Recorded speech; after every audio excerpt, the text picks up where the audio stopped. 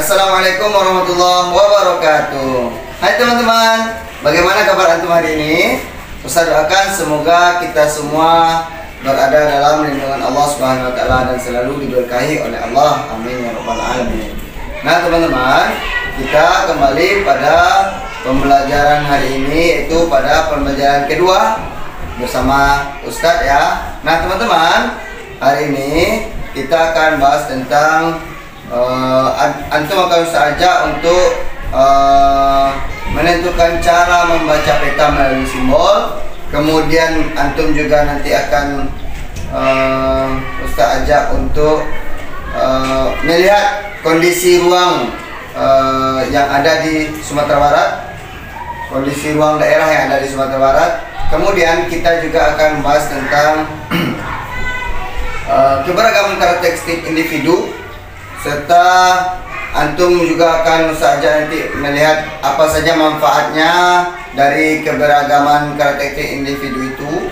Dan terakhir nanti kita juga akan bahas tentang karya kolase dan mozaik. Nah, sebelum itu mari kita berdoa dulu teman-teman ya. Oke, sikap berdoa, tangan di depan dada, siap berdoa. Oke, kita berdoa ya. A'udzu billahi minasy syaithanir rajim. Bismillahirrahmanirrahim. Allahumma inni as'aluka rizqan thayyiban wa ilman nafi'an wa amalan mutakabbalan. Rabbi zidni ilma warzuqni fahma. Amin. Nah, teman-teman, sekarang kita akan masuk pada pembahasan cara membaca peta dengan menggunakan simbol. Nah, sekarang Ustadz akan menjelaskan kepada antum apa itu peta. Nah, teman-teman, inilah peta adalah gambaran permukaan bumi yang disajikan dalam bidang datar dengan menggunakan skala tertentu. Itu pengertian dari peta.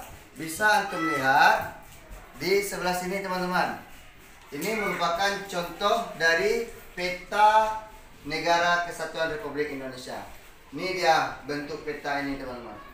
Nih, gambaran permukaan bumi yang disajikan dalam bidang datar. Ini ya, yang dengan menggunakan skala tertentu. Itu peta ya teman-teman. Nah, teman-teman, untuk kita membaca peta, kita juga harus mengetahui simbol-simbol yang ada pada peta. Nah, simbol-simbol yang ada pada peta disebut dengan legenda ya teman-teman. Nah, seperti ini. Coba kita lihat satu-satu ya.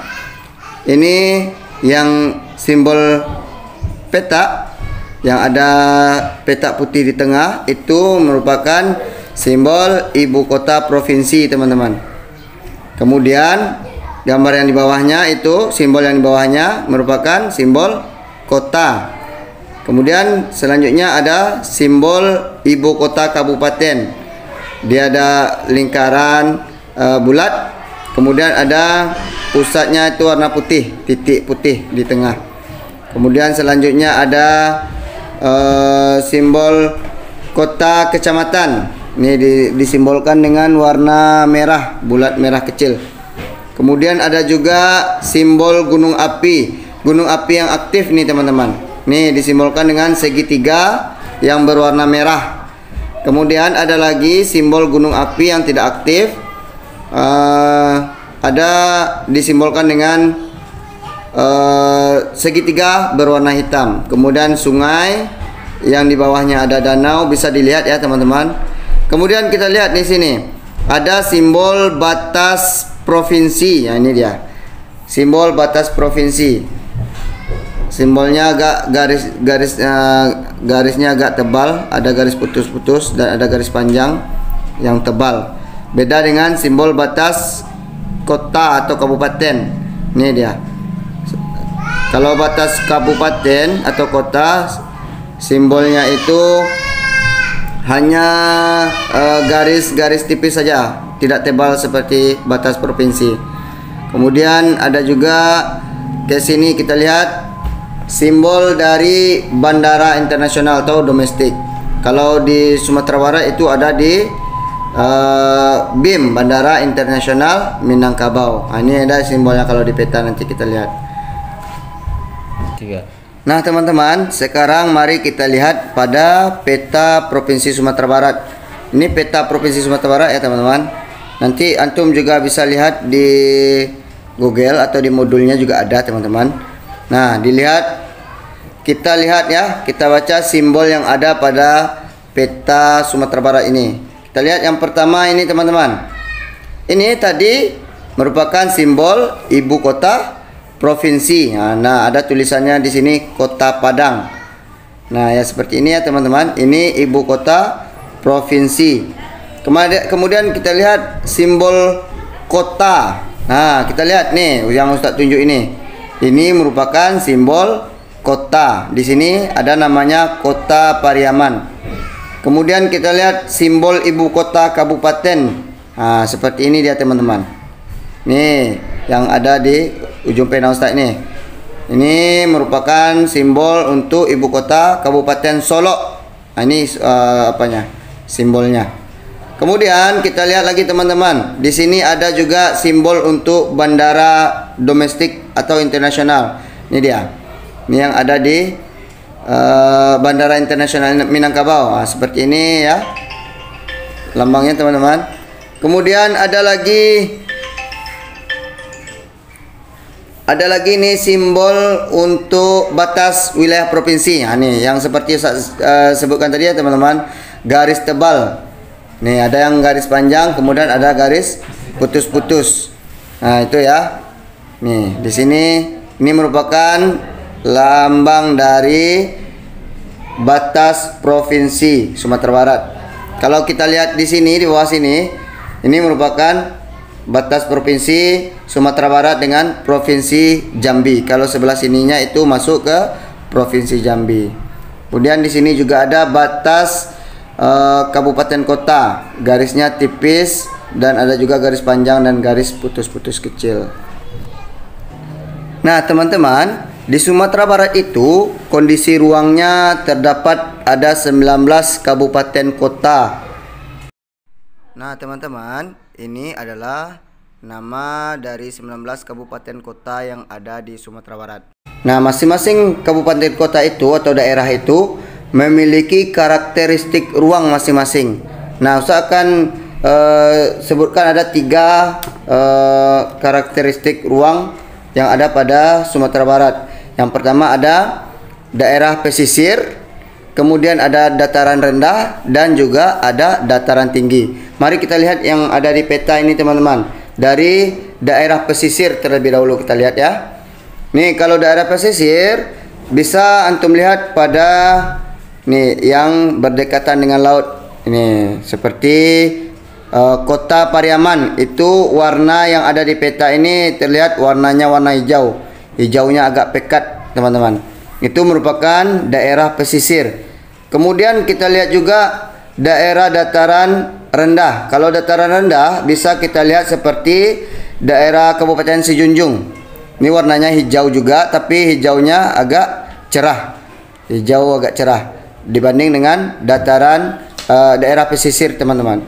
Kemudian kalau kita lihat dataran tinggi yang ada di Provinsi Sumatera Barat ini, contohnya itu Kabupaten Solok. Nih, Kabupaten Solok itu termasuk ke dataran tinggi teman-teman. Dataran tinggi. Dan kalau di peta warnanya itu warna orange. Nah, yang termasuk kepada warna orange itu merupakan dataran tinggi. Nah, bisa antum lihat untuk karakteristik ruang masing-masing daerah yang ada di Sumatera Barat. Nah, itu ya. Nah, teman-teman, itulah dia tadi kondisi ruang dan karakteristik ruang yang ada pada Provinsi Sumatera Barat. Nah teman-teman, kondisi ruang pada suatu daerah ternyata juga mempengaruhi tentang keberagaman karakteristik individu. Nah, pada saat ini kita akan membahas tentang keberagaman karakteristik individu di bagian fisik. Nah, di bagian fisik itu terdapat ada 4 karakteristiknya teman-teman. Hal ini sesuai dengan Al-Quran surat Al-Hujurat ayat 13. Nanti antum bisa lihat di rumah ya untuk ayatnya. Potongan artinya saya bacakan. wahai orang manusia, ya ayuhan nas, kata Allah, wahai manusia, sungguh kami telah menjadikan kamu dari seorang laki-laki dan perempuan. Nih kita lihat ya. Jadi keberagaman karakteristik fisik itu ada pertama jenis kelamin, ada laki-laki dan perempuan. Kemudian kami jadikan kamu bersuku-suku dan berbangsa-bangsa. Bersuku-suku dan berbangsa-bangsa itu ada juga warna kulit. Ada yang warna kulitnya putih, ada yang hitam, ada yang sawo matang, dan lain-lain.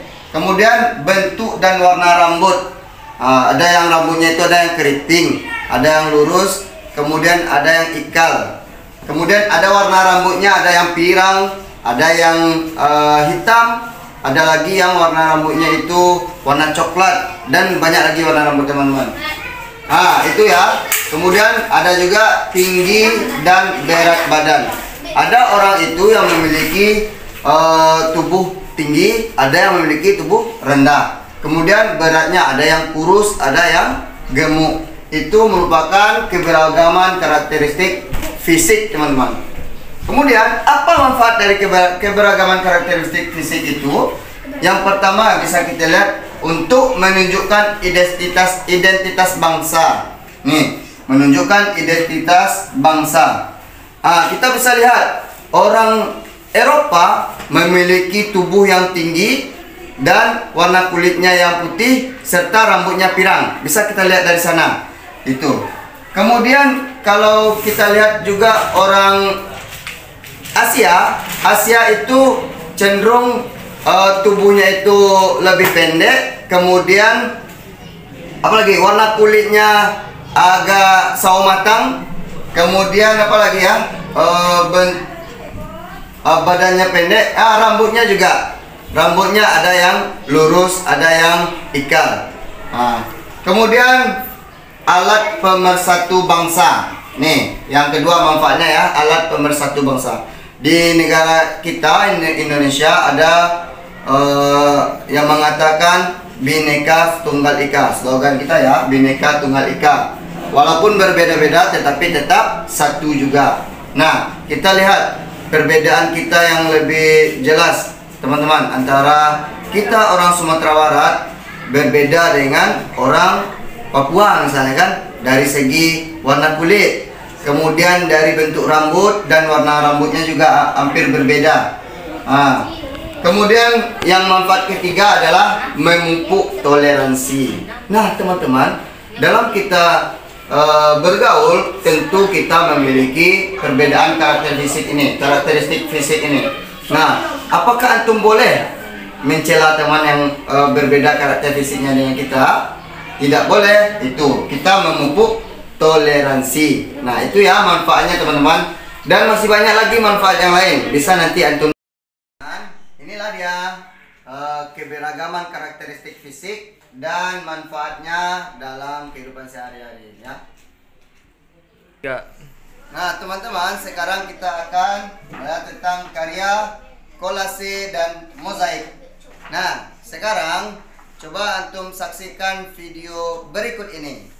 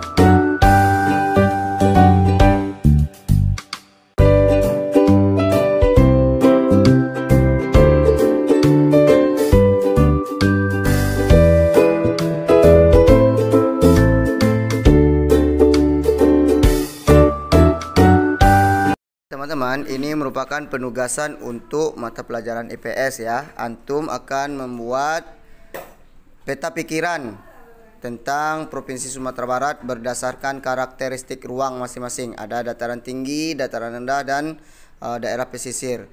Nah, silakan antum buat masing-masing daerah untuk dataran tinggi, dataran rendah, dan daerah pesisir.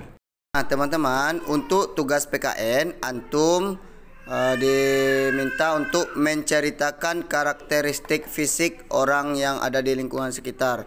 Ini bisa antum ceritakan karakteristik fisik keluarga antum yang ada di rumah ya teman-teman. Dan yang terakhir, tugas selanjutnya itu SBDP. Antum diminta untuk membuat karya kolase teman-teman. Silakan antum cari gambarnya sendiri, terserah gambar apa saja. Kemudian silakan ditempel bahan-bahan yang telah disediakan. Pelajaran kita pada hari ini, semoga antum paham dan mengerti ya. Dan jangan lupa nanti dikerjakan tugas yang telah saya beri tadi ya. Dan mohon juga bantuan kepada ayah bunda untuk mengirimkan tugas tersebut kepada Ustadz. Oke, nanti saya tunggu tugas yang antum kerjakan teman-teman. Nah, untuk mengakhiri kegiatan kita pada hari ini teman-teman, mari kita ucap alhamdulillah. Alhamdulillahirabbil alamin. Dan kita sempurnakan dengan doa kafaratul majelis. Subhanakallahumma wa bihamdika asyhadu an la ilaha illa anta astaghfiruka wa atubu ilaik. Sekian dari Ustaz teman-teman. Assalamualaikum warahmatullahi wabarakatuh.